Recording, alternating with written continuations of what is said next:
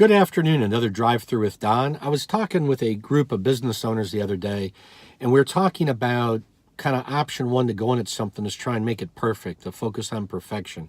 Problem is, too often I find is that people have a tendency to look at that as a negative. It puts them under negative stress. The other approach is to focus on excellence, progress, and improvement.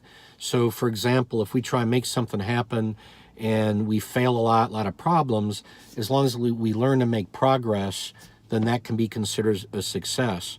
So if we go from 30% success to 50 to 70 to 80 to 85, 90, we may never get perfection, but if we're continually learning and adjusting for that, that may be the most important approach to living life, as well as running a business, as well as what we need to teach our kids, as well as what we need to take into account ourselves, so that we stay motivated to keep trying things that may be actually very, very difficult up front.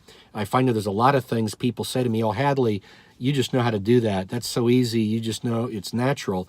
And what they don't realize is so much of my life is doing things that don't come natural. It's very hard for me to become defensive at this point. I feel like I interact in about any environment very, very well. But that came through being very, very defensive 30, 35 years ago and having to learn over years how to not do that. So a lot of things where we think people are great because they know how to do it or they're natural, a lot of times they're not naturals. They got it through practice, experience, practicing over and over and over. I just did a 2-day strategic planning meeting with a company. They're going back to present to their next level of teams down to cascade it through their organization of about 400, 450 people. And one of the things they talked about is they need to practice that presentation. They don't need to spend days and days, but they probably need to do 3 or 4 dry runs to get where what they put up on the whiteboard, what they talk about, the stories, how they bounce it back and forth between each other, they can do. Steve Jobs' presentations were not off the cuff. They were very practiced.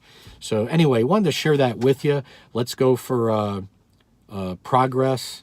Let's go for excellence. Let's go for learning as our standards of performance. Thank you.